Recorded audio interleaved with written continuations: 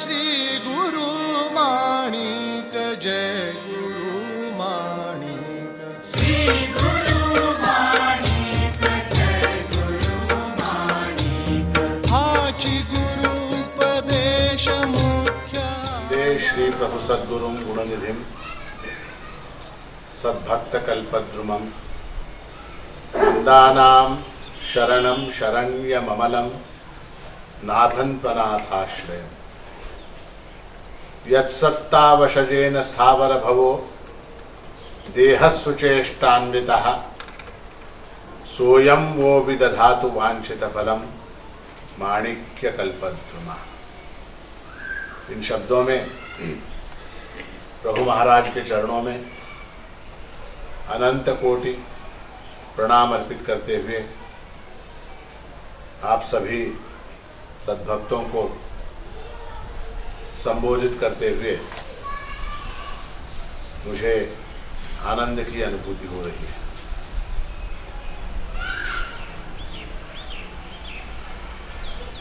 आज सोमवार है और हमारे प्रभु संस्थान के सांप्रदायिक उपासना क्रम में सोमवार का विशेष महत्व है।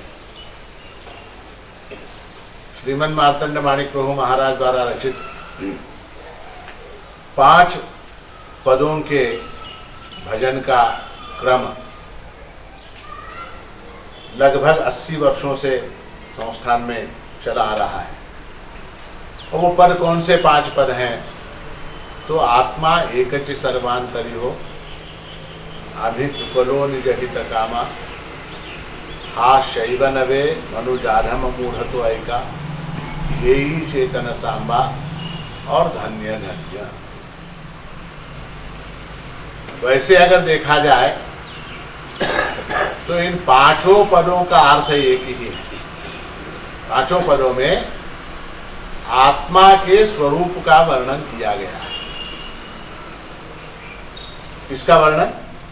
आत्मा के स्वरूप का वर्णन। अभी आत्मा कौन है, कैसा है, कितना ऊंचा है, कितना लंबा है, कितना मोटा है, ये आपने किसी ने देखा है उसको, आत्मा को?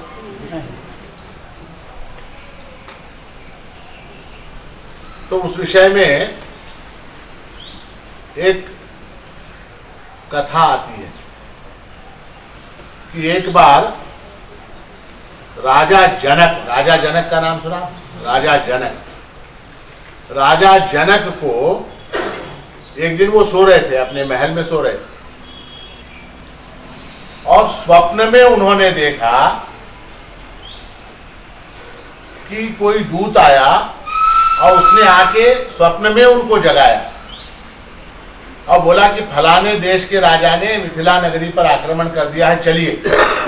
तो राजा उठा, स्वप्न में उठ के उसने युद्ध का वेश धारण किया, घोड़े पे बैठ के सेना लेके युद्ध करने के लिए गया और दुर्भाग्य से उस युद्ध में हार गया।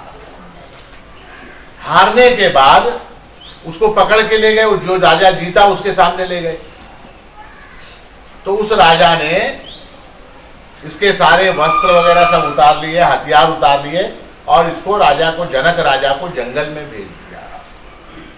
अब बेचारा जनक राजा दुखी है, स्वप्न में जंगल में जो है उसको खाने को कुछ नहीं है, पीने को कुछ नहीं है, पहनने को कुछ नहीं है, सोने को कुछ नहीं है, बड़ी तकलीफ, बहुत कष्ट उठा रहा है बेचारा। और कष्ट उठाते उसके पैर चलते उसके पैरों में छाले पड़ गए, भूख से प्यास से परेशान है राजा जनक।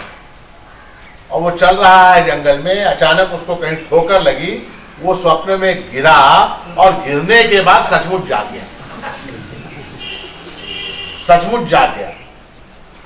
अब जागने के बाद वो देखता है कि अपने महल में, अपने कमरे में, अपने पलंग पर सुखशैया के ऊपर लेटा हुआ है राजा जनक और 2 दासियां पंखे से हवा कर रही हैं। अब राजा जनक ने ये देखा, उसके दिमाग में एक प्रश्न आया, ये सच है या वो सच था? कौन सा? स्वप्न में जो देखा वो सच था या ये अब मैं जो देख रहा हूं ये सच है? अब वो राजा जनक के दिमाग में प्रश्न घूमने लगा, ये सच या वो सच? उसने अपने सारे मंत्रियों को बुलाया, मंत्रियों को बुला के पूछा, बोला ये सच या वो सच? किसी मंत्री को उस प्रश्न का उत्तर समझ में नहीं। राजा जनक की रानी वो आई, आप भोजन करो महाराज, चलो स्नान करो। राजा ने कहा नहीं, वो सच या ये सच? कोई उत्तर देने को तैयार नहीं। तब अष्टावक्र नामक एक मुनि, उनका नाम क्या था? अष्टावक्र। अष्टावक्र उनका नाम क्यों था? क्योंकि शरीर में 8 जगह से टेढ़े थे वो। उन अष्टावक्र मुनि को सभा में बुलाया गया, सभा में बुलाया गया। तो जैसे ही वो सभा में आए, वो दरबारी जितने लोग थे सारे वो हंसने लगे। क्यों हंसे? क्योंकि उसका शरीर 8 जगह से टेढ़ा था। तो अष्टावक्र ने आते ही पहला काम किया, उसने राजा जनक से पूछा कि हे राजन, तुमने अपने दरबार में दरबारियों को पाल के रखा है या चमारों को पाल के रखा है? चमार समझते हैं आप? शू मेकर। तुमने अपने दरबार में दरबारियों को रखा है या चमारों को रखा है? तो राजा को गुस्सा है, बोला क्यों, ऐसे क्यों पूछ रहे हो? उसने कहा ये लोग जो है केवल मेरे चमड़े को देख रहे हैं, अंदर क्या है इनको नहीं मालूम। ये लोग केवल चमड़ा जानते हैं, उसके अंदर के तत्व को नहीं जानते। ऐसे लोगों को यहाँ क्यों रखा है? तो राजा ने क्षमा याचना की। अब बोला वो सब जाने दीजिए, पहले मेरे प्रश्न का उत्तर। क्या, कौन सा प्रश्न है? वो सच है, ये सच? ये सच या वो सच? ये सच है या वो सच है? तो राजा जनक को अष्टावक्र ने जो उपदेश दिया है वो बहुत बड़ा है, लंबा है। उसका सार आपको बता। अष्टावक्र ने कहा ये जो भी उपदेश दिया गया है, एक ग्रंथ है इसका, उसका नाम है अष्टावक्र संहिता या अष्टावक्र गीता उसका नाम। तो अष्टावक्र ने राजा जनक से कहा कि राजन, न ये सच है न वो सच है। कौन सा? न वो सच है न ये सच है। स्वप्न में जो तूने देखा कि तू युद्ध में हार गया, तुझको खाने को नहीं है, पीने को नहीं है, पहनने को नहीं है, और पैरों में छाले पड़ गए हैं, और तू जंगल जंगल भटक रहा है, भीख मांग रहा है, ये जो तूने देखा ये झूठ है। और अब जो तू देख रहा है, क्या तू पलंग के ऊपर बैठा हुआ है, तू सिंहासन के ऊपर बैठा हुआ है, और दास दासियां पंखे झल रही हैं, और ये सारा कुछ वैभव जो है तेरा, वो क्या है? वो भी झूठ है। तो राजा ने पूछा अगर वो भी झूठ है और ये भी झूठ है तो फिर सच क्या है? फिर सच क्या है? तो अष्टावक्र ने कहा तू सच है। क्या? तू सच है। कैसे? क्योंकि वहां के कष्ट को किसने अनुभव किया? वहां जो जंगल में कष्ट हुआ, उस कष्ट को किसने अनुभव किया? तूने अनुभव किया। और यहां जो सुख हो रहा है उसको कौन अनुभव कर रहा है? तूने। अनुभव बदल रहे हैं, अनुभव बदलते चले जा रहे हैं। मगर तू बदला क्या? कष्ट में भी तू ही था और सुख में भी तू ही है। तो वास्तव में सच क्या है? तेरे जो अनुभव है वो झूठ। तेरे जो अनुभव है वो झूठ। क्योंकि नियम है कि परिवर्तन को जो जानता है वो अपरिवर्तनशील होता है। परिवर्तन का जो साक्षी है वो स्वयं अपरिवर्तनशील होता है। ये नियम है। कोई भी परिवर्तन अगर हो रहा है तो वहां पर एक अपरिवर्तनशील, एक स्थिर पदार्थ होना चाहिए। मैं हमेशा उदाहरण देता हूं, कौन सा, कि हवाई जहाज का। हवाई जहाज में आपको, बैठे आप लोग हवाई जहाज में, बैठे हवाई जहाज में बैठे, तो हवाई जहाज में जब बैठते हैं तब ऐसा लगता है क्या कि हवाई जहाज जा रहा? नहीं लगता। जो हवाई जहाज में बैठे हैं उनको अनुभव है क्या कि हवाई जहाज बस की तरह, ट्रेन की तरह, कार की तरह दौड़ता नहीं, भागता नहीं। ऐसा लगता है कि वो स्थिर है। और रेलगाड़ी, कार, ये भागती हुई नजर आती है, भागती हुई अनुभव में। क्यों? क्यों?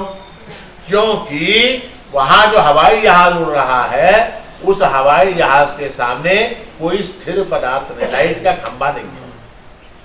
वहां पर टेलीफोन का खंबा नहीं है, लाइट का खंबा नहीं है, वहां कोई वृक्ष नहीं है, कोई पेड़ नहीं है, कोई झाड़ नहीं है, कोई दुकान नहीं है, कोई स्टेशन नहीं है, कोई बस स्टैंड नहीं है। इसलिए वो हवाई जहाज चलता हुआ महसूस नहीं होता। उसका साक्षी कौन? गति का।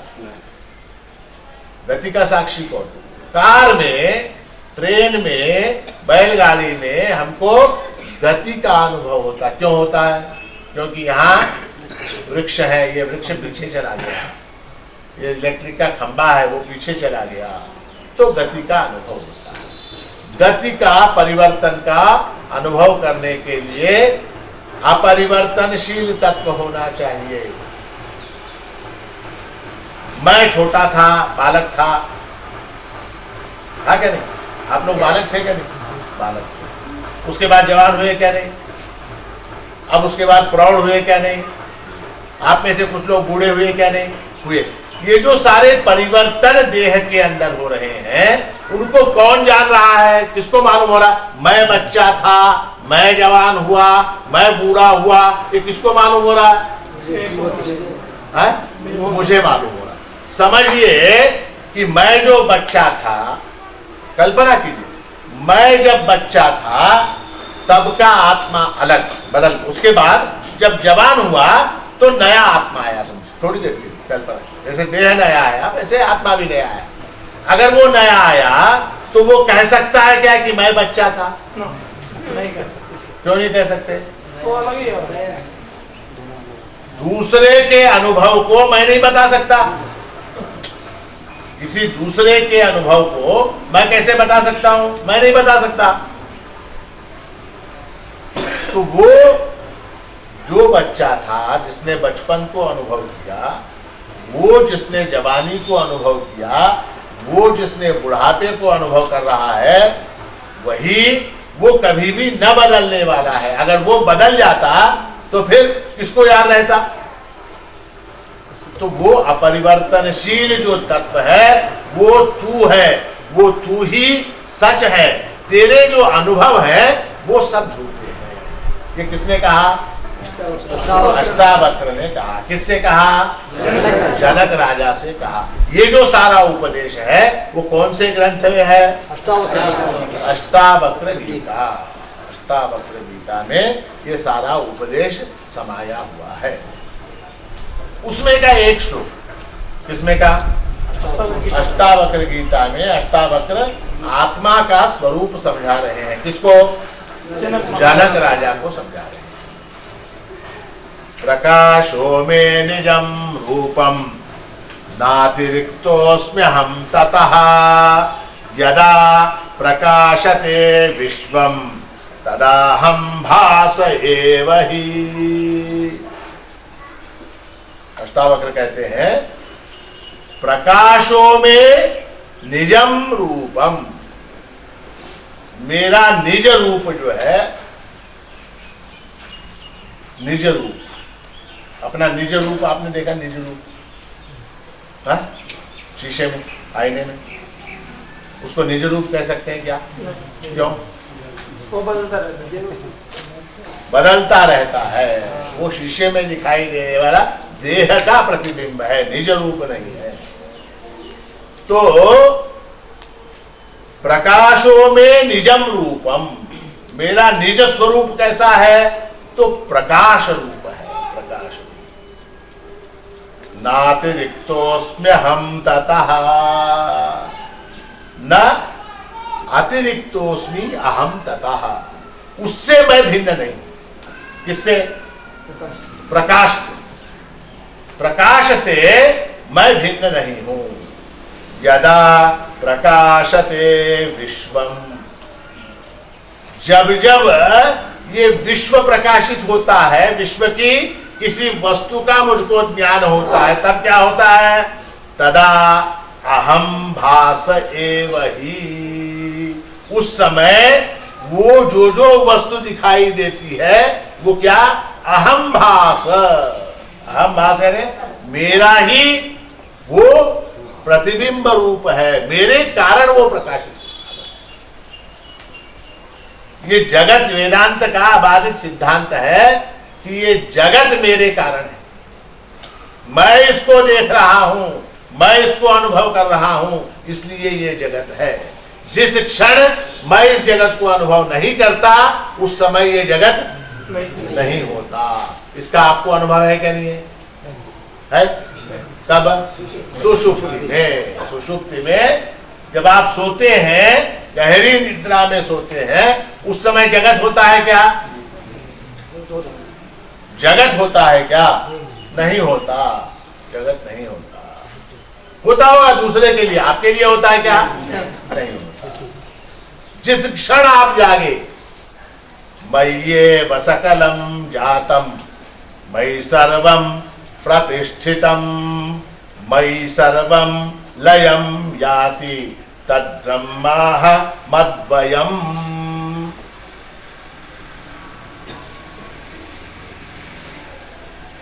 ये सब कुछ मुझसे उत्पन्न होता है, ये सब कुछ मेरे कारण उत्पन्न होता है और मुझ में ही प्रतिष्ठित रहता। कैवल्योपनिषद की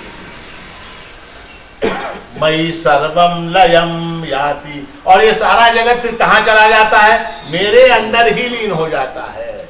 इसलिए तत् ब्रह्माहम अद्वयम, इसलिए मैं ही ब्रह्म हूं। अब यहां आत्मा को प्रकाश की उपमा दी। प्रकाश, प्रकाश यानी क्या? प्रकाश, प्रकाश से क्या होता है? प्रकाश के कारण क्या होता है बताइए? प्रकाश के कारण वो ठीक है, अंधकार हट जाता, ठीक है। प्रकाश का मुख्य काम क्या है? ना उजड़ झाला, तुम्हारा काम जो मान लीजिए उजाला हो गया, आपको क्या फायदा हुआ? उजाला होने से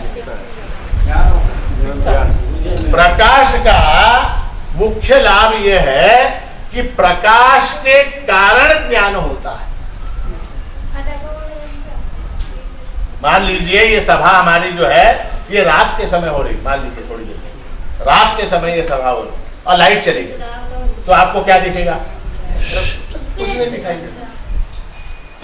लाइट चली गई तो क्या दिखाई देगा? कुछ नहीं दिखाई देगा।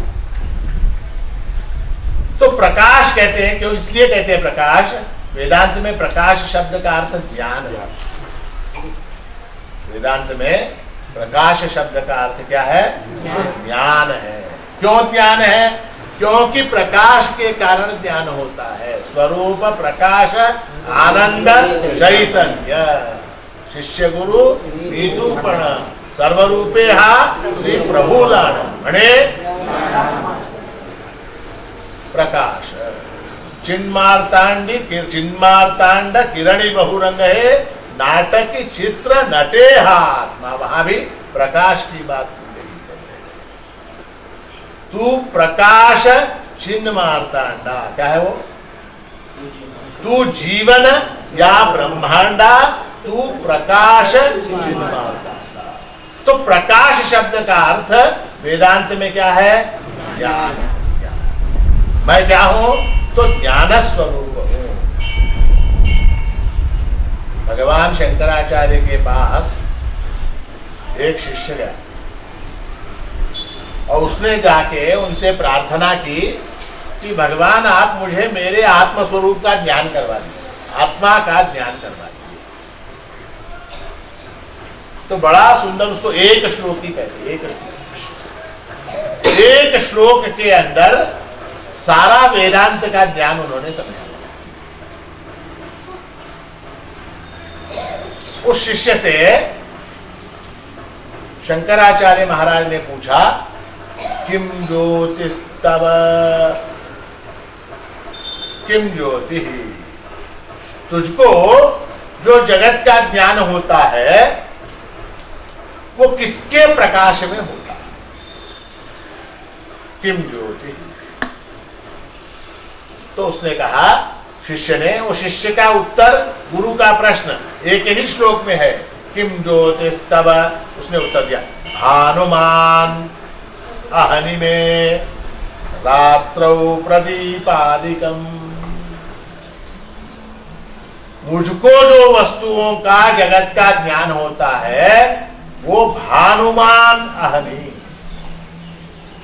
सूर्य के कारण दिन के टाइम में, दिवस के समय सूर्य के प्रकाश से वस्तुओं का ज्ञान होता है। रात्रौ, और रात को कैसे होता? रात्रौ प्रदीपादिकम। रात में ये जो प्रदीप है, ये दिया है, टॉर्च है, मशाल है, ये सारी चीजें हैं, इलेक्ट्रिक लाइट है, इनकी वजह से मुझको वस्तुओं का ज्ञान होता है। किम ज्योतिस्तव भानुमान अहनि में रात्रौ प्रदीपादिकम स्यादेवम। आचार्य ने कहा स्यादे, ठीक है। रविदीप दर्शन विधौ किम ज्योतिराख्याहि। तुमको सूर्य का ज्ञान होता है क्या नहीं? चंद्र का ज्ञान होता है क्या नहीं? इलेक्ट्रिक लाइट का ज्ञान होता है क्या नहीं? रविदीप दर्शन विधौ किम ज्योतिराख्याहि में। ये जो सूर्य दिखाई देता है, ये जो चंद्र दिखाई देता है, वो कौन से प्रकाश के कारण दिखाई देता है? वो किसके कारण दिखाई देता है? समझ रहे आप बात को, गंभीर बात। सूर्य दिखाई देता है, चंद्र दिखाई देता है, ये किसके प्रकाश से, किसके कारण दिखाई देते हैं? तब उस शिष्य ने कहा, चक्षुः, आंखों के कारण मुझको सूर्य दिखाई देता है, आंखों के कारण मुझको ये लाइट दिखाई देती है। तस्य निमीलनादि समये किम। जब आंख बंद होती है तब तुझको ज्ञान होता है क्या नहीं? आंख जब बंद होती है, 1 मिनट डोळे बंद करा, 1 मिनट आंख बंद कीजिए सब लोग। प्रवचन समाप्त हुआ, भोजन के लिए चलिए। समझ में आया क्या नहीं? कैसे आया? वो ज्ञान कहां से हुआ? कहां से हुआ? कहीं ना कहीं से, कान से नहीं। चक्षुः तस्य निमीलनादि समये किम। तो उसने उत्तर दिया, धी, धी यानी बुद्धि। मुझको बुद्धि के कारण। आचार्य ने पूछा, धियो दर्शने किम। बुद्धि का जो तुझको ज्ञान होता है, बुद्धि का आपको ज्ञान होता है क्या नहीं? ये जो कुछ चल रहा है ये मेरी समझ में नहीं आ रहा, ऐसा बुद्धि का ज्ञान होता है क्या नहीं? या ये मेरी समझ में आ गया, ऐसा बुद्धि का ज्ञान होता है क्या नहीं? तो वो बुद्धि का ज्ञान किसके कारण होता है? धियो दर्शने किम। तब उस शिष्य ने कहा, तत्राहम अतो भवान परमकम ज्योतिष तदस्मि प्रभो। तत्र अहम। बुद्धि का ज्ञान किसको होता? बुद्धि का ज्ञान मुझको होता, मेरे अलावा किसी और को नहीं होता। मेरी बुद्धि का ज्ञान मुझको होता है। तत्र अहम भवान परमकम ज्योति। इसलिए हे गुरु, मैं ही परम ज्योति स्वरूप हूं। ज्योति रूप शिव चिन्ह मार्तांडा, इसलिए मैं ही ज्योति रूप हूं। तत्राहम अतो भवान परमकम ज्योतिष तदस्मि प्रभो, मैं ज्योति रूप हूं। अब देखिए कि वेदांत में आत्मा को ज्योति प्रकाश वगैरह से क्यों जोड़ा गया है, इसको थोड़ा सा आप समझिए, 5 मिनट में समझा। अब देखिए कि ये यहां पर प्रकाश है कि नहीं प्रकाश, उस प्रकाश के कारण आपको ये माइक दिखाई दे रहा है, आपको ये टेबल दिखाई दे रहा है, मैं दिखाई दे रहा हूं, ये सारे स्त्री पुरुष दिखाई दे रहे हैं।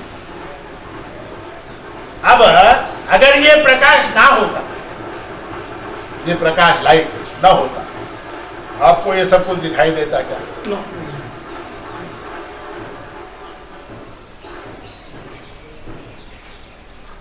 तो लाइट में एक गुण क्या है, उसके कारण बाकी की सभी वस्तुओं का ज्ञान है।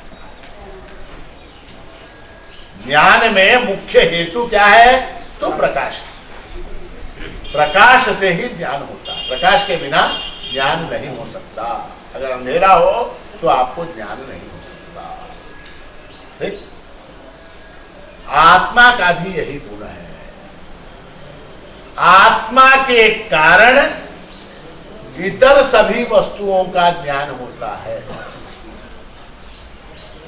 मैं हूं इसलिए ये टेबल मुझको दिखाई दे रहा है, मैं हूं इसलिए मुझको ये स्त्री पुरुष दिखाई दे रहे हैं, मैं हूं इसलिए मैं बोल रहा हूं, मैं हूं इसलिए मैं सुन रहा हूं। मेरे बगैर, मेरे सिवा कुछ नहीं हो सकता। तो प्रकाश के अंदर और आत्मा के अंदर ये समानता है क्या नहीं? प्रकाश के अंदर, आत्मा के अंदर ये समानता है। अब मैं हमेशा कहता हूं, फिर भी दोबारा, ये क्या है? प्रसाद। पक्का? पक्का? और कुछ? और कुछ? यहाँ और कुछ है? खबर है। कवर है। और कुछ? कवर के अंदर 5 है। हाँ, और कुछ? आपके हाथ में वो है। ठीक, प्रकाश है। बगैर प्रकाश के ये खजूर दिखाई देता क्या? बगैर प्रकाश के ये खजूर दिखाई देता क्या? प्रकाश के कारण खजूर दिखाई देता है। ये प्रकाश जो है वो छूट गया नजर से। क्यों छूटा? क्यों छूटा? प्रकाश क्यों छूट गया? खजूर दिखाई दिया, पैकेट दिखाई दिया, मेरा हाथ दिखाई दिया, सब कुछ दिखाई दिया, प्रकाश क्यों नहीं दिखाई दिया आपको? अज्ञान नहीं, प्रकाश जो है वो टेकन फॉर ग्रांटेड, वो तो है ही है, वो बोलने की क्या जरूरत है? अंग्रेजी में उसको बोलते हैं टेकन फॉर ग्रांटेड, है इसलिए वो है, उसको बोलने की क्या जरूरत है? उसको बोलने की क्या जरूरत है? उसी तरह आत्मा, आपको जैसे यहाँ पर प्रकाश का दर्शन नहीं हो रहा है, प्रकाश के कारण ही ये वस्तु दिखाई देती है। प्रकाश है, इसको व्याप रहा है प्रकाश, किंतु अति परिचयाद अवज्ञा, अति परिचय होने के कारण, आत्मा अत्यंत निकट, किंबहुना मेरा ही स्वरूप होने के कारण मैं उसको ही भूल जाता हूं। अक्सर होता है कि नहीं, शादी में वगैरह हम लोग क्या करते हैं, निमंत्रण पत्रिका लिखते हैं कि नहीं? दूर दूर के सारे रिश्तेदारों को लिख देते हैं, और जो अत्यंत निकट होते हैं उनको भूल जाते हैं। अत्यंत निकट, उसको भूल। तो प्रकाश में और आत्मा में समानता क्या है? उसके कारण सारी वस्तुएं दिखाई देती हैं, वस्तुओं का ज्ञान होता है। आत्मा के कारण ही वस्तुओं का ज्ञान होता है, इसलिए आत्मा ज्योतिष स्वरूप है, प्रकाश रूप है।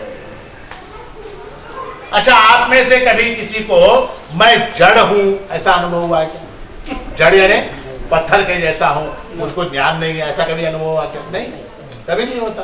क्यों? क्योंकि वो चित प्रकाश जो है वो सदैव आपके अंदर स्फुरण पाता रहता है। दूसरी बात, अब यहां पर इस हॉल में प्रकाश है क्या नहीं?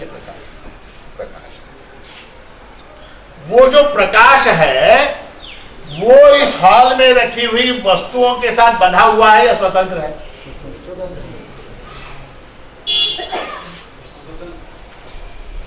हॉल के अंदर वस्तुएं हैं, ये टेबल है, ये आसन है, यहां लोग हैं, है ना?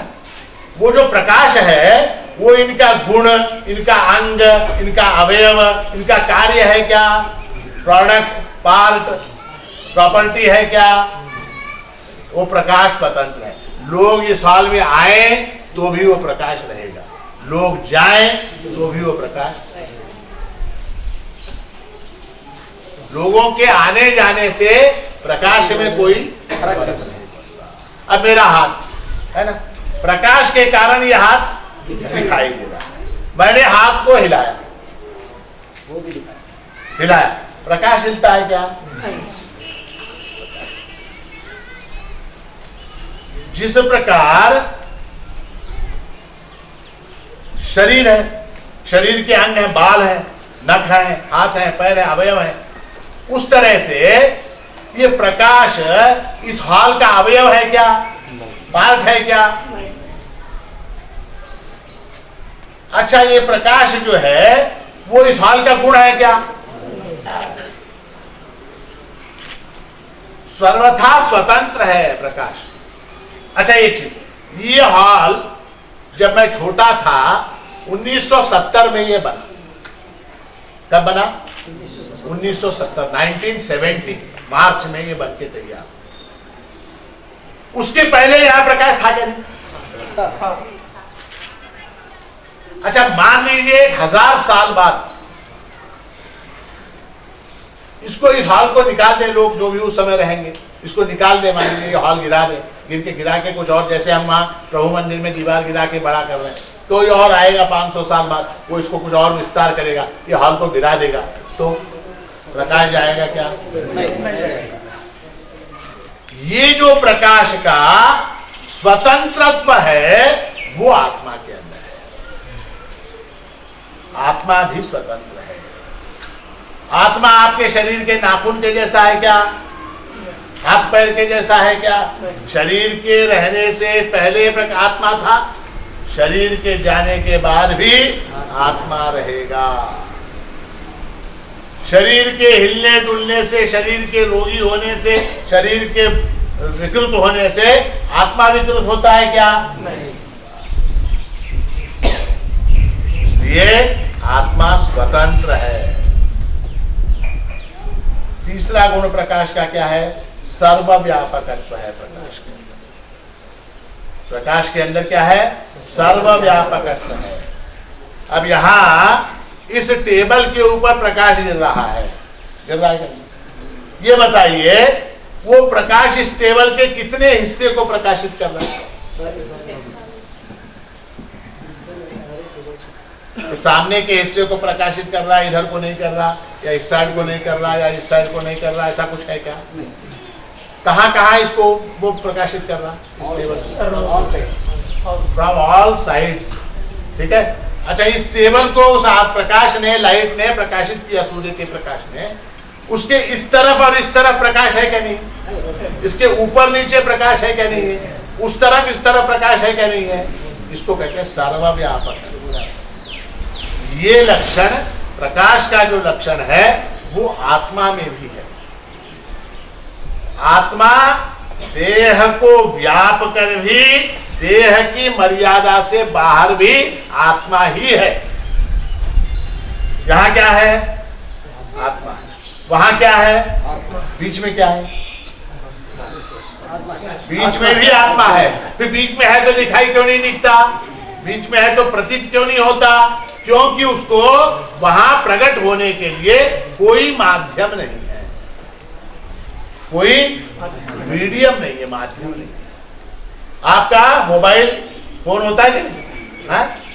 वो मोबाइल फोन के क्या बोलते हैं उसको, नेटवर्क होता है मोबाइल फोन का।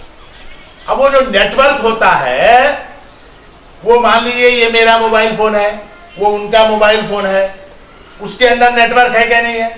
इसके अंदर मोबाइल वहां मोबाइल, हाँ ये मोबाइल, इसके अंदर नेटवर्क है क्या नहीं है? मेरे फोन में नेटवर्क है क्या नहीं है? हाँ? बीच में है क्या नहीं है? हाँ? अगर बीच में ना होता तो, दोनों में भी नहीं। अगर बीच में ना होता तो ना उसमें होता ना इसमें होता, है ना? मगर ये बीच का जो नेटवर्क है वो दिखाई नहीं दे रहा, दिखाओ। अगर कोई बोले कि ये बीच में का जो नेटवर्क है, जो सर्वत्र सर्वव्यापकत्व है, वो दिखाओ, दिखा सकते हैं क्या? नहीं। क्यों नहीं दिखा सकते? वहां कोई मीडियम नहीं, मीडियम, चाहे बीच में एक फोन लगा दो, मालूम हो जाएगा नेटवर्क है क्या नहीं। तो सर्वव्यापकत्व ये प्रकाश का लक्षण है और वो आत्मा का भी लक्षण है। और चौथा एक और लक्षण है प्रकाश का, क्या? नित्यत्वम। प्रकाश क्या है? नित्य है। नित्य यानी कभी भी समाप्त होने वाला नहीं, कभी भी वो जाने वाला नहीं है। वस्तुएं उस प्रकाश में आएंगी जाएंगी, उस प्रकाश के अंदर वस्तुएं आएंगी जाएंगी। हमारे विद्यारण्य मुनि ने पंचदशी नामक एक ग्रंथ लिखा, नाम सुना आपने? विद्यारण्य मुनि। विद्यारण्य मुनि ने पंचदशी नामक एक ग्रंथ लिखा है। उस ग्रंथ में एक प्रकरण का नाम नाटक दीप है। क्या है? नाटक चित्र नटेहा आत्मा। महाराष्ट्र ने भी वो प्रयोग किया।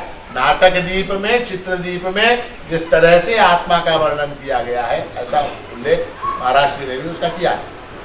तो नाटक दीप प्रकरण में एक उदाहरण दिया गया है कि एक स्टेज है, स्टेज है, उस स्टेज के ऊपर एक बड़ा, उस जमाने में क्या लाइट जो है, पुराने जमाने में ऐसे आपके फोकस लाइट नहीं होते थे, तो बड़े पेट्रोमैक्स वगैरह ऐसे दीप होते थे। तो ऐसा एक बड़ा महादीप वहां पर लगा हुआ है, महादीप वहां स्टेज के ऊपर लगा हुआ है। अब जो डांस करने वाली नर्तकी है, सुनिए इस उदाहरण को समझिए, डांस करने वाली जो नर्तकी है, उसके पीछे जो गाने वाले बजाने वाले लोग हैं, उसके साथ जो और उसके सहकारी कलाकार हैं, वो सारे किसके प्रकाश से प्रकाशित होते हैं? सभा में जो लोग बैठे हैं वो किसके प्रकाश से प्रकाशित होते हैं? सभा का जो सभापति है वो किसके प्रकाश से प्रकाशित होता है? और ये प्रोग्राम चल रहा है, डांस चल रहा है, गाना चल रहा है, डांस समाप्त हुआ, लोग उठ के चले गए, लोग उठ के चले गए, अध्यक्ष भी उठ के चला गया, वो डांसर थी वो भी चली गई, बजाने वाले गाने वाले भी चले गए, हैं? मगर फिर उस स्टेज के ऊपर क्या रहा? स्टेज के ऊपर क्या बचा? प्रकाश, प्रकाश बचा। सबके चले जाने के बावजूद वहां प्रकाश शेष रहता है, प्रकाश शेष रहता है सबके चले जाने के बावजूद, और सबके आने से पहले वहां पर प्रकाश है, प्रकाश है। तो ये प्रकाश जो है जैसे नित्य है, उस तरह से आत्मा भी नित्य है। बुद्धि के, मन के, देह के, श्वासों के, इंद्रियों के, सबके आने के पहले आत्मा था, और इन सबके चले जाने के बाद भी आत्मा रहेगा। तो ये जो है आत्मा का प्रकाश स्वरूप है। इसलिए महाराज जी कहते हैं ज्योति रूप शिव चिन्मात्र। हिरण्मये परे पोषे विरजम ब्रह्म निष्कलम तत्शुभ्रम ज्योतिषाम ज्योति यत्तत् आत्मविदो विदुः। आत्मा को जानने वाले आत्मविदः उस आत्मा को किस प्रकार से जानते हैं? हिरण्मये परे कोशे विरजम ब्रह्म निष्कलम, उसको प्रकाश रूप में जाना। प्रकाश यानी क्या? ज्ञान। तो ये राजा जनक ने प्रकाशो में निजम रूपम नातिरिक्तोस्मि हम ततः जो कहा, वो सॉरी अष्टावक्र ने जो कहा, तो उसमें प्रकाश शब्द जो है वो ज्ञान का प्रतीक है। ज्ञान, चित, ज्ञान यानी चित। मैं हूं, इस बात को मैं जानता हूं, ये ज्ञान है, ये मेरा ज्ञान स्वरूप। यथा प्रकाशयत् ये कहा कृत्स्नम लोकमिमं रविः क्षेत्रम क्षेत्री तथा कृत्स्नम प्रकाशयति भारत।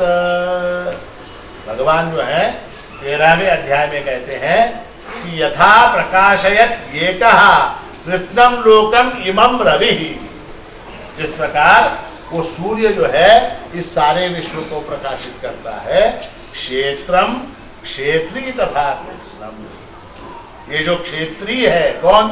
जो क्षेत्रज्ञ है, वो इस देह को प्रकाशयति, प्रकाशित करता है। और यही बात तैत्तिरीय उपनिषद में ब्रह्म की व्याख्या करते हुए कहा गया है कि सत्यम ज्ञानम अनंतम ब्रह्म। तो प्रकाश के रूप में हमने उसके ज्ञान स्वरूप को जाना। अब बचा क्या? सत्यम। सत्य यानी क्या? किसी भी पदार्थ की सत्ता उसकी ज्ञातता से सिद्ध होती है। आपकी बात समझ में नहीं है, मुझे मालूम है समझ में नहीं। अब देखिए कि ये क्या है? ये क्या है? नहीं, प्रकाश मत बोलिए आप। ये क्या है? प्रसाद है ना, ये प्रसाद। अब ये प्रसाद को आपने जाना क्या नहीं? ज्ञान हुआ क्या नहीं आपको? हुआ। अब बताइए ये प्रसाद यहाँ है क्या नहीं? है। ये कैसे आपने जाना? क्योंकि मैंने देखा, मैंने जाना, इसलिए वो है ना? मेरे सिर के ऊपर सींग है क्या? है? आपको नहीं दिखाई दे रहा? मेरे सिर के ऊपर माझ्या डोक्यावर शिंग आहेत का? का नाही? का नाही? असले असते तर दिसले असते।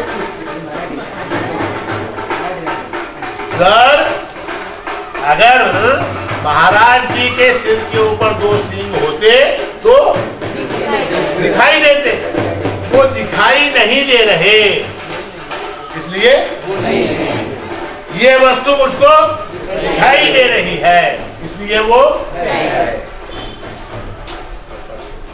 मैं हूं, इस बात को मैं जानता हूं कि नहीं? मी आहे याची प्रचिती येते कि नहीं?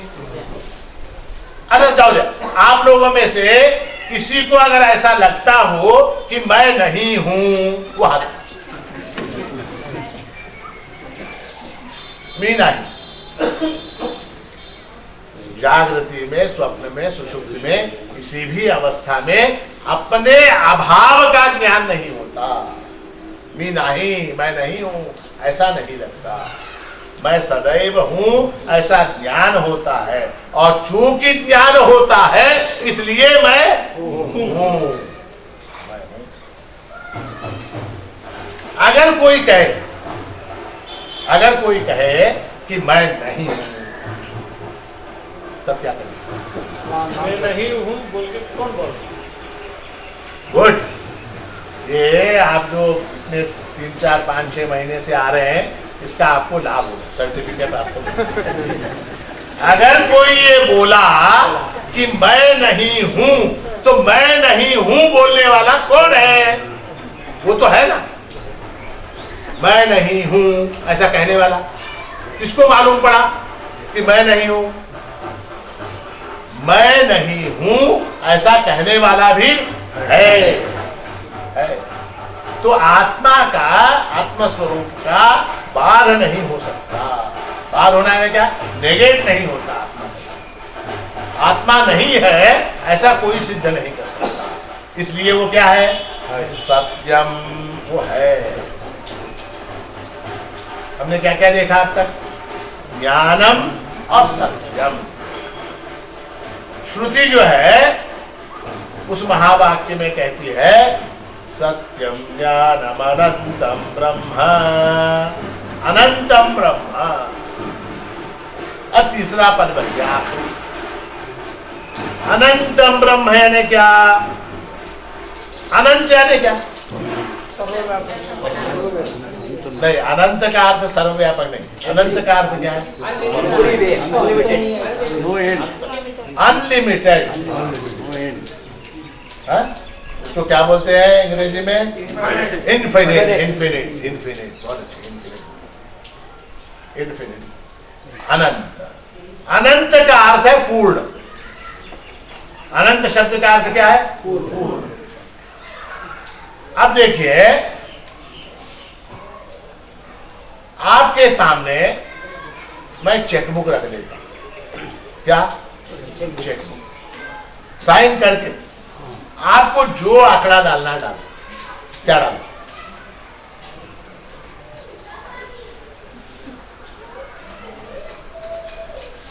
चेक के निम क्या कोटा था? देखा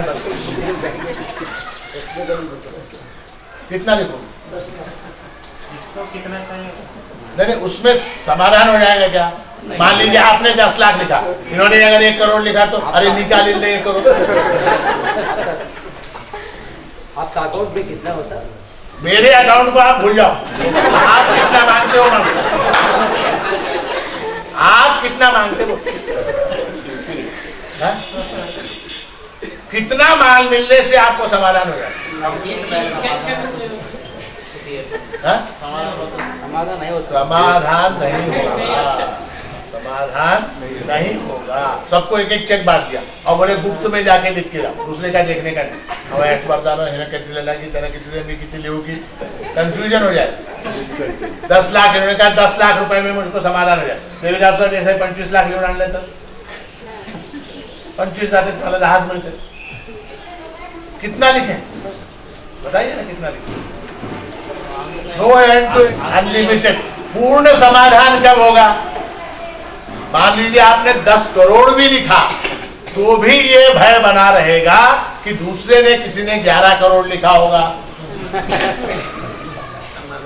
आपने 100 करोड़ लिखा, दूसरे ने पता नहीं, किसी ने, डॉक्टर जोशी ने 500 करोड़ लिख दिया तो क्या करेंगे? वो भय हमेशा बना रहेगा।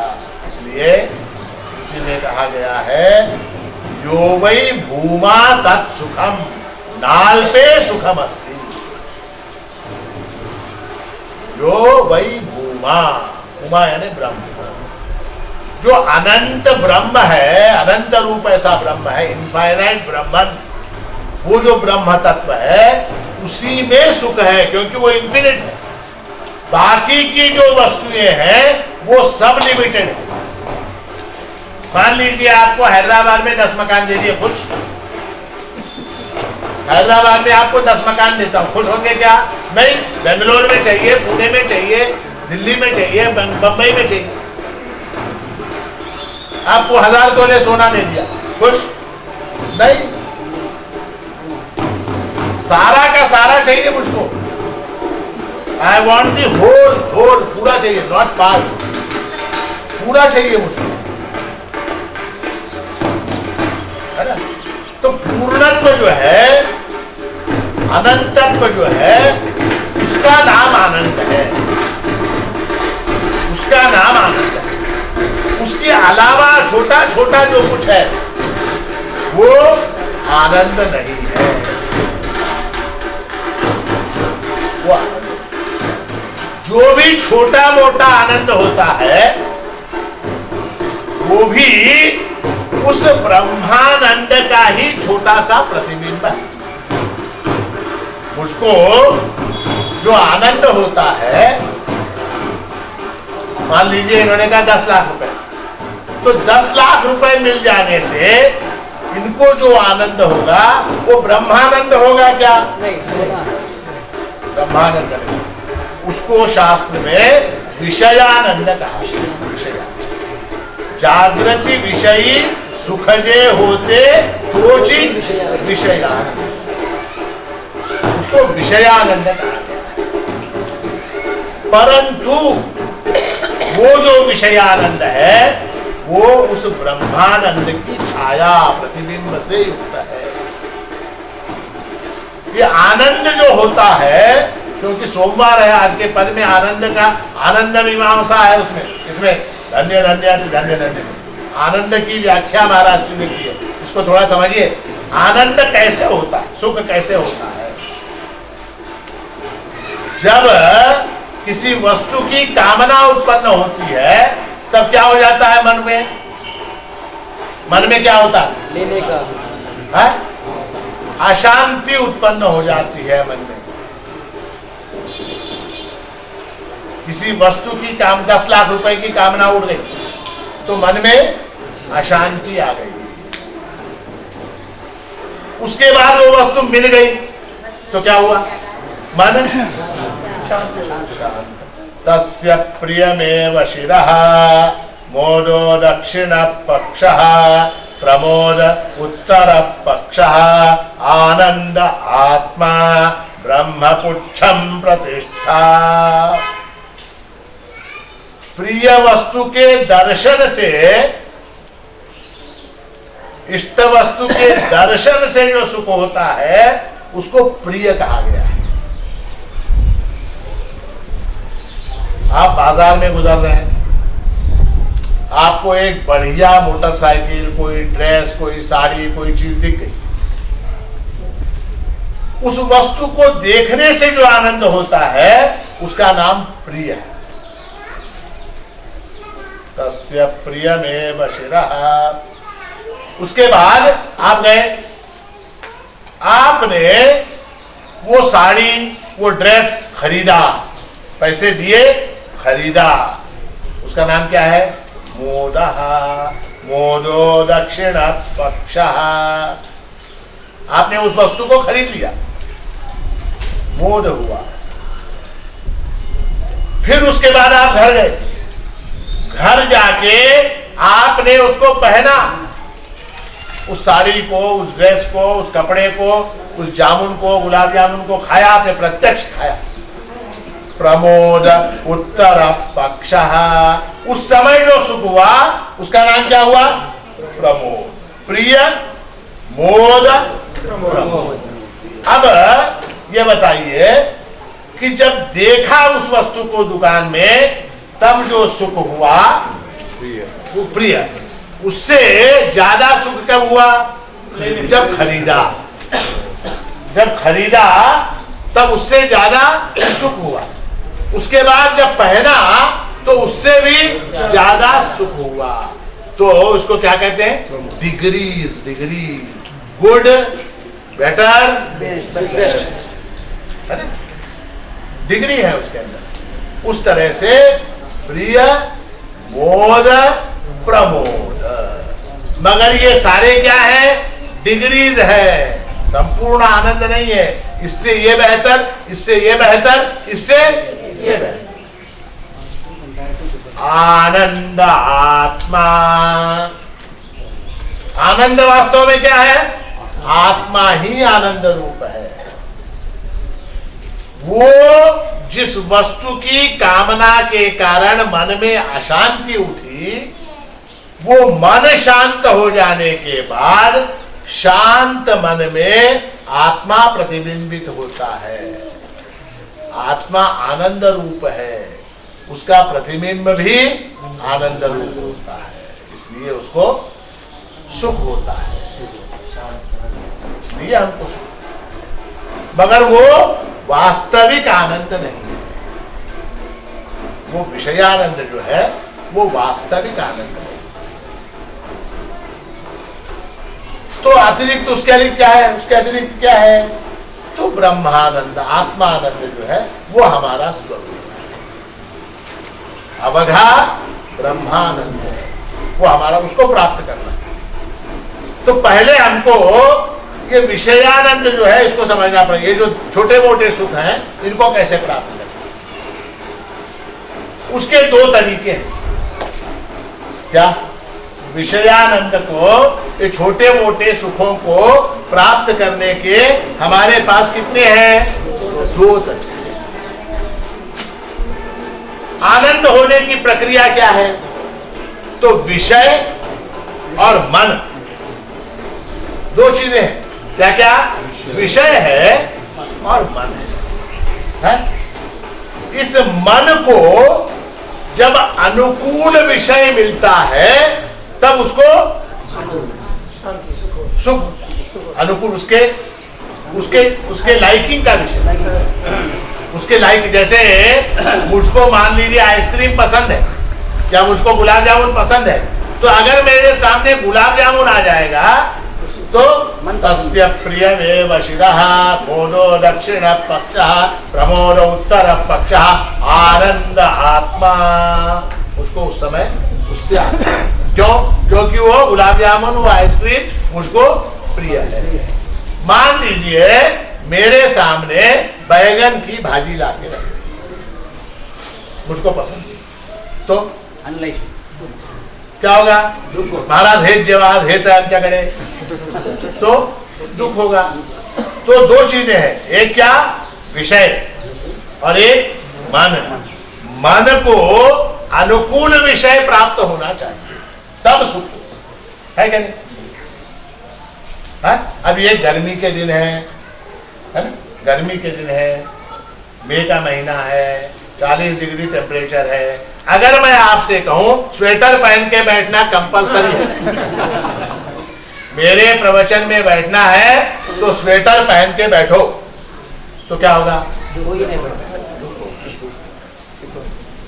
और मैंने अगर ये कहा मेरे प्रवचन के बाद ठंडा जो है क्या, कुछ भी, cool drink, Sprite, cold drinks, Sprite बुझाए प्यास, बाकी सब तो स्प्राइट जो है आपको यहां पर दी जाएगी, तो क्या होगा? सुपर। मन को अनुकूल विषय चाहिए, कहने का था। तो मन है और विषय है। सुख जब होता है तब हम क्या करते, कैसे सुख प्राप्त करते हैं? हम उन विषयों को अपने मन के अनुकूल बनाते हैं, उसको एडजस्ट करते हैं। हम एडजस्ट करते हैं। जैसे दुकान में गए, वहां अनेक साड़ियां हैं, अनेक कलर्स की हैं, अनेक तरह की, है ना? तो वहां जाके हम क्या करते हैं? हमको जो है नीला रंग पसंद है। कौन सा? ब्लू कलर पसंद है। तो उन 1000 साड़ियों में से ब्लू कलर की साड़ी निकलवाते हैं, तो वो दिखा करके वो नीले रंग की साड़ी निकालते हैं। और जब वो नीले रंग की साड़ी मिल जाती है तब क्या होता है? सुख होता है। मान लीजिए नहीं मिली नीले रंग की साड़ी, तो दूसरे दुकान, तीसरा दुकान, चौथा दुकान, ये गांव में नहीं तो दूसरा शहर, तीसरा शहर, जहां नीले रंग की साड़ी मिलेगी वहां से लाए। तो मन के अनुरूप विषयों को हम एडजस्ट कर लेते हैं तब सुख। एक तरीका क्या है? मन के अनुरूप विषयों को एडजस्ट करना, ठीक। दूसरा तरीका क्या है बताइए? जो है हमको एडजस्ट वाइस वर्सा, ठीक। विषयों, क्योंकि क्या है, विषय कितने हैं? कितने हैं जगत में? वस्तुएं कितनी हैं? अब बेटा है, बेटा भी विषय है, पिता क्या है? विषय है, माँ विषय है, पत्नी विषय, सारे विषय है। इन सारे लोगों को आप अपने हिसाब से एडजस्ट कर सकते हो क्या? पत्नी है, आपको आपकी अपेक्षा क्या है? आपको सुख कब होगा कि पत्नी जो है वो बिन मांगे सुबह 7 बजे आपको गरम गरम चाय लाके दे, 8 बजे नाश्ता लाके दे, 1:30 बजे गरम गरम खाना परोसे, शाम को 4 बजे पकौड़े चाय दे, रात में 8 बजे फिर खाना खिलाए। ऐसी पत्नी चाहिए। है क्या किसी के पास? मुश्किल है क्या? किसी के पास, वो भी नहीं बोलते। किसी के पास, किसी के पास। तो पत्नी है, पुत्र है। पुत्र कैसा होना चाहिए? मैं बोलूं तो उठे, मैं बोलूं तो बैठे, ऐसा पुत्र चाहिए। है? माँ ऐसी चाहिए, जब मांगे तब पैसे दे। बाप कैसा चाहिए? बैंक बैलेंस पूरा सब हमको दे दे। ऐसा बाप है क्या? नहीं है। तो ये सारे अनेक अनेक लोग हैं। भाई है, बहन है, सास है, ससुर है, बहू है, ये सारे हैं संबंधी बहुत से। इन सारे लोगों को हम अपने मन के हिसाब से ट्यून कर सकते हैं क्या? है एक तरीका। इनको सबको आप फाइन ट्यून करते चलो। पत्नी को फाइन ट्यून कर दिया, बेटे को फाइन ट्यून किया, बहू को फाइन ट्यून किया, फिर भाई को फाइन ट्यून किया। ऐसे आप फाइन ट्यूनिंग करते रहो, तब सुख होगा। तो उसमें कितना टाइम निकलेगा, कितना परिश्रम होगा, कितना पैसा खर्च होगा, संभव है क्या? नहीं, असंभव। तो दूसरा तरीका क्या है? अपने को एडजस्ट करना। एडजस्ट कर देना, खत्म हो गई बात। सिंपल। अपने आप को एडजस्ट करना। वो सारे इतने बटन घुमाने की जरूरत है, वो सारे बटन छोड़ दो। कौन से? माँ है, बाप है, पत्नी है, भाई है, बहन है, साला है, बहनोई है, दामाद है, ये सारे बटन कितने हैं? वो सारे बटन को हाथ में क्यों? तो एक को एडजस्ट करने जाओगे दूसरा बिगड़ जाएगा। एक को आपने एडजस्ट किया, सास को यहाँ पर एडजस्ट किया कि वहां पर ससुर बिगड़ गया, पत्नी को यहाँ एडजस्ट किया, साला बिगड़ गया, साले को वहां टाइट किया, पत्नी बिगड़ गई। ये सारे एडजस्टमेंट आपस में इंटरकनेक्टेड है, इतने सारे। मगर ये जो है ये स्वतंत्र है। इसको आप थोड़ा सा फाइन ट्यून एडजस्ट कर दो बस। इसको एडजस्ट कर दिया तो क्या हो जाएगा? सब अपने आप एडजस्ट हो जाएगा, सब अपने आप एडजस्ट हो जाएगा। इसको एडजस्ट करो। शास्त्र में एक स्थान पे एक उदाहरण दिया गया है, याद रखिए हमेशा। आजकल गर्मी के दिन तो पैर ना जले हमारे। आज हम आ रहे थे पूजा के लिए तो पैर बहुत जल रहे। अभी महाराष्ट्र की आरती के लिए गए तो वहां भी पैर जल रहे। तो पैर ना जले इसके लिए उपाय क्या है? चप्पल नहीं, इसके लिए दो उपाय। एक ये है कि सारे रास्तों के ऊपर कारपेट बिछा दिए। सारे जितने रोड हैं उन सारे रास्तों के ऊपर कारपेट बिछा दो तो क्या होगा? पैर नहीं। अथवा अपने पैर में जूते पहन लो तो सारे जितने रास्ते हैं वो सारे कारपेटेड हो जाएंगे।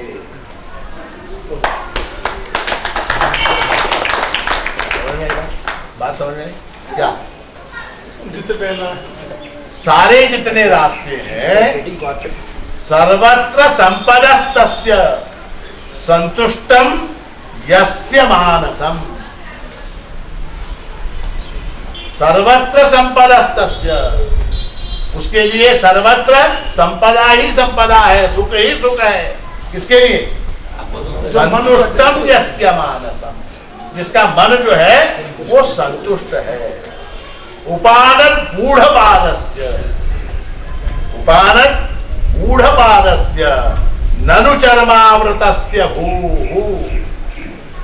जिस प्रकार जिसके पैरों में जूते हैं उसके लिए सारी पृथ्वी चर्मावृतस्य, leather carpet, carpeted with leather, सारी पृथ्वी चर्मावृतस्य भूः, सारी पृथ्वी जो है वो कारपेटेड हो जाती है। सारी पृथ्वी कारपेटेड हो जाती है। किसके लिए? जूते पहनते हैं। क्योंकि प्रैक्टिकली इम्पॉसिबल है सारी पृथ्वी के ऊपर आप कारपेट बिछा सकते हो क्या? सारी पृथ्वी क्या यहां से हमारे घर तक नहीं बिछा सकते? यहां से हमारे घर तक 100-200 फीट नहीं बिछा सकते। सारी पृथ्वी पे कहां से बिछाएंगे? तो बेटर क्या है? चप्पल पहनना बेटर है। एक छोटे पैर में उपानत गूढ़पादस्य, यहां अगर आपने 9 इंच का जूता पहन लिया तो सारी पृथ्वी जो है वो क्या हो जाती है? चर्मावृतस्य भूः, चर्म से आवृत हो जाती है। तो विषयानंद को प्राप्त करने के दो तरीके, दो में से एक क्या हो गया, फेल हो गया। कौन सा? ट्यून करना। हाँ? सबको ट्यून करना फेल हो गया। फिर दूसरा रास्ता क्या बचा? अपने को ट्यून करना। अपने आप को ट्यून करना, अपने आप को। Very easy. सर्वत्र संपदस्तस्य संतुष्टम यस्य मानसम। तो वो विषयानंद कब प्राप्त होगा? जब मन संतुष्ट समाधान रहेगा, उस समय विषयानंद प्राप्त होगा। किंतु वो एंड है क्या, वो समाप्ति है क्या? नहीं है।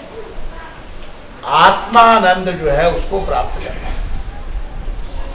किसको? आत्मानंद को प्राप्त करना है। धन्य धन्य अति धन्य धन्य हमें झालो पूर्ण आनंद, वो पूर्ण आनंद को प्राप्त करना। क्योंकि ये जो आनंद है, मन जब तक शांत रहा तब तक आनंद है। मन जब तक शांत रहा तब तक आनंद है।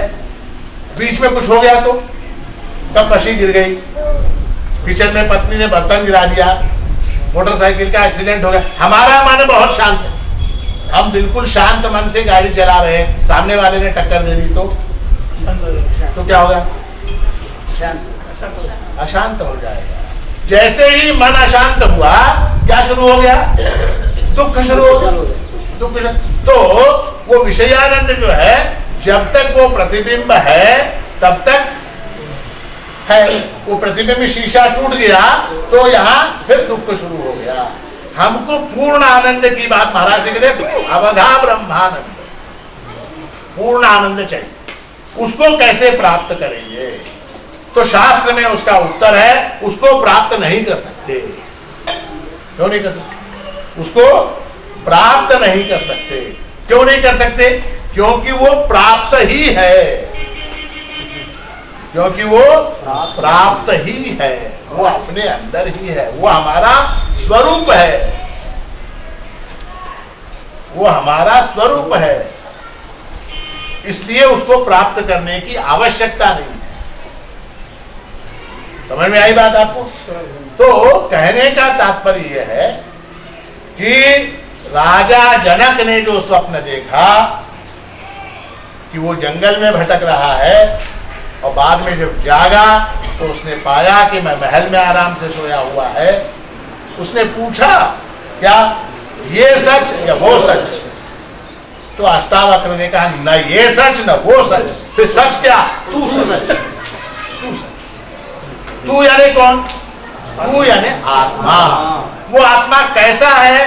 सत्यम ज्ञानम अनंतम ब्रह्म। वो सत्य स्वरूप है, आनंद स्वरूप है और ज्ञान स्वरूप है। ऐसा वो आत्मा है ना? तो ये जो मैंने आपको आत्मा के स्वरूप के बारे में बताया, ये जो हमारे सोमवार के 5 पद हैं, उन 5 पदों का सार है। इन 5 पदों का अर्थ क्या है? तो आत्मा सत स्वरूप है, चित स्वरूप है, ज्ञान स्वरूप है, आनंद रूप है। ये उसका सार है। समझ में आई बात? तो इसलिए प्रभु महाराज की कृपा से, गुरु महाराज के आशीर्वाद से आपको सबको उस आत्म तत्व को पहचानने की रुचि आपके मन में जागृत, क्योंकि पहले इच्छा जागृत होना आवश्यक है। आत्म तत्व को जानना तो बाद की बात है, पहले वो मुमुक्षुता, मुमुक्षुता कहते हैं किसको मानो? उसको जानने की इच्छा, मुमुक्षा उसको कहते हैं। वो मुमुक्षा 3 प्रकार की होती। कितने प्रकार की होती? कौन कौन सी? तीव्र, मध्य,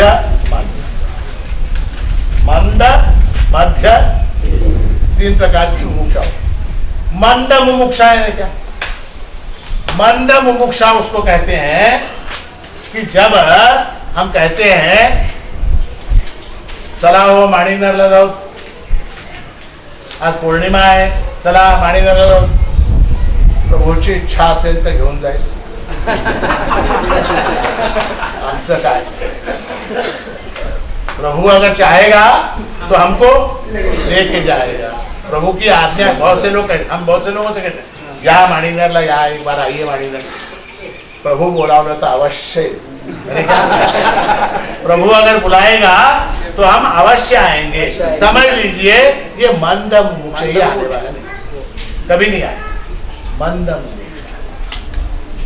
उसके बाद मध्यम मुमुक्षा। मध्यम मुमुक्षा कैसी होती है? आने की इच्छा होती है, उस ज्ञान को प्राप्त करने की मन में इच्छा होती है, परंतु फिर उससे भी इंपॉर्टेंट कुछ आ जाए, उससे भी ज्यादा इंपॉर्टेंट कुछ आ जाता है। क्या क्या आ जाता है? कैसे आता है? येता काय हो माने तिकीट काढलो तो महाराज खरा देवाची शपथ सांगतो, तिकीट काढलो, टिकट मैंने निकाल के रखा था, मगर हमारे दोस्तों ने कहा कि इतने साल बाद मिल रहे हैं तो आज जो है पार्टी होनी चाहिए। अब दोस्तों के आग्रह को मैं टाल,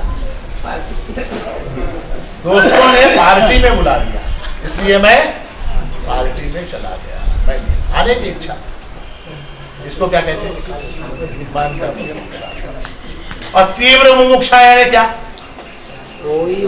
तीव्र मुमुक्षा का अर्थ है, शास्त्र में उदाहरण दिया गया है, जिस प्रकार घर में आग लगने पर, शास्त्र में उदाहरण है इसका तीव्र मुमुक्षा का। क्या? घर में आग लगने पर जिस प्रकार सबसे पहला काम हम क्या करते हैं? हा? पानी बाद में पहले खुद बाहर निकलते हैं, पहले घर से बाहर। आग लगी, मालूम पड़ा शॉर्ट सर्किट हुआ, आग लगी तो पहले बाहर, उसके बाद बाहर। ऐसा कोई करता है क्या? चाय पी रहा था महाराज, चहा पीत हो तो आग लागली घरला, म्हणलो एवढं संपूर्णच जाओ,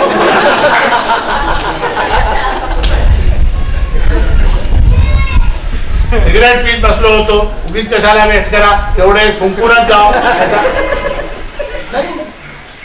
चाय को, पानी को, खाने को, जान को बचा के जो है भागता है आदमी घर से बाहर। क्यों? क्योंकि वो उसकी फर्स्ट प्रायोरिटी है, फर्स्ट प्रायोरिटी। तो इसलिए वेदांत शास्त्र में प्रभु से प्रार्थना क्या की जाती है?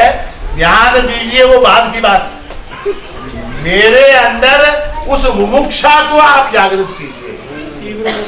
तीव्र मुमुक्षा, उसमें भी फिर एक पॉइंट, आप मेरे मन में तीव्र मुमुक्षा जागृत कर दीजिए।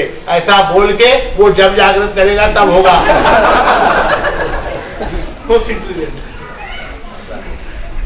तीव्र मुमुक्षा खुद जागृत करनी पड़ती, वो प्रभु कृपा से जागृत नहीं होता, वो खुद जागृत करनी पड़ती है। वो तीव्र मुमुक्षा आपके सबके हृदय में शीघ्र जागृत हो, ऐसा आशीर्वाद देते हुए इस पूर्णिमा के प्रवचन को यहाँ समाप्त।